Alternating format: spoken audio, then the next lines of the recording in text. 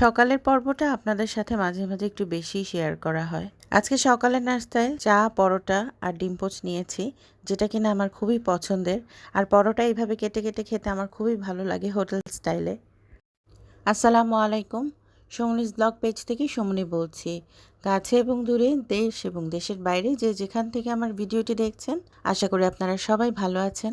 আমরাও আলহামদুলিল্লাহ ভালো আছি। ঘুম থেকে ওঠার পর সকালের প্রকৃতিটা মাঝে মাঝে যখন এরকম চোখ পড়ে যায়, অবাক হয়ে বাইরে তাকিয়ে থাকি। তখন আর কিছু বলার থাকে না। এই ফুলগুলোর দিকে তাকিয়ে থাকলে মনে হয় প্রকৃতি আল্লাহ তাআলা কত সুন্দর করে আমাদের জন্য সৃষ্টি করেছেন। কখনো আমাদের চোখ পড়লে আমরা অবাক হয়ে যাই, আবার মাঝে মাঝে খেয়ালই করি না। তবে আমার বাইরের জানালা থেকে যখন তাকিয়ে দেখি আকাশটা, আমার খুবই পছন্দ। আমি জানি না আমার মতো আপনাদেরও কি এমন হয় কি না। মাঝে মাঝে মনে হয় আমি বুঝি প্রকৃতিপ্রেমী হয়ে যাচ্ছি। তবে প্রকৃতিপ্রেমী কে না? বলতে গেলে প্রকৃতি দেখলে সবারই মন ভালো হয়ে যায়। আমার বাসার বাইরের দিকে এক কোণে পশু পাখি রয়েছে, হাঁস মুরগি রয়েছে, কবুতর রয়েছে। আসলে খুব একটা দেখানো হয় না। আর এই পাশটায় আসলে ওরা দূরে দূরে থাকে, খুব ভয় পায়। তো এই জন্য ওদের মতো থাকতে দেওয়া হয়। আসলে নানান কাজের মধ্যে থাকলে আমি প্রকৃতি দেখার সময় খুব একটা পাই না। তবে প্রকৃতি দেখা উচিত। আর এই কাজগুলো সংসারের টুকিটাকি লেগেই থাকবে। সংসারের কাজের আমার কোনো শেষ থাকে না। যদিও চেষ্টা করি সংসারের কাজগুলোকে একটু কমিয়ে আনার, কিন্তু তারপরে হয়ে ওঠে না। সংসারের কাজ যেন শেষই হতে চায় না।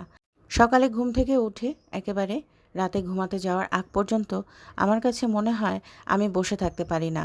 বসে থাকলে কি যেন অন্যায় অন্যায় লাগছে, আর মনে হচ্ছে কি যেন একটা ছুটে যাচ্ছে। তবে আমার কাছে অদ্ভুত লাগে মাঝে মাঝে যে হ্যাঁ, আমার বুঝি কোনো কাজ রয়ে গেছে, আমার এটা আজকে শেষ করতে হবে। আজকের ভিডিওর প্রথম দিকে যে পর্বটি দেখেছেন সেটা ভোরবেলা, মানে নাস্তা খাওয়ার পর্ব। আর এখন সন্ধ্যা হয়ে গেছে, একটু চা নাস্তা নিয়ে বসেছি। এর মধ্যে পুকুর থেকে শোল মাছ আনা হয়েছিল, আপনাদেরকে সেদিন দেখিয়েছিলাম। এই শোল মাছটা আমি ভুনা করেছি দুপুর বেলার জন্য। তো দুপুরে খাওয়া হয়ে গেছে। কথা বলতে বলতে আপনাদেরকে একটা কথা বলতে ভুলে গেছি।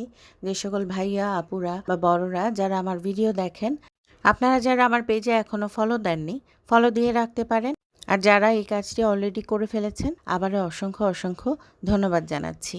আজকে শোল মাছটা ভুনা করতে গিয়ে মনে হলো আসলে শীতকালেই বুঝি শোল মাছ খেতে ভালো লাগে। কিন্তু আমার কাছে শোল মাছটা ভুনা করার পর এর স্বাদ কিন্তু ভালোই লেগেছে। তবে শীতকালের সাথে কোনো তুলনা নেই। শীতকালে যেরকম আমরা মজা করে এই মাছগুলো খাই, আমার কাছে মনে হয় সেটার স্বাদ আলাদা। আবার এই সময়টা যখন খাই, আমার কাছে মনে হয় এইটার স্বাদও অন্যরকম। আল্লাহর সৃষ্টি একটাতে কত রকমের স্বাদ, এক এক সময় এক এক রকমের স্বাদ, কিন্তু জিনিসটা কিন্তু একই, তাই না? কথা বলতে বলতে আপনাদের সাথে আমার সময় কিছুটা পেরিয়ে গেল। তো আজ এ পর্যন্ত, আজ বিদায় নিচ্ছি এখানে। সবার মঙ্গল কামনায় শেষ করছি। আল্লাহ হাফেজ।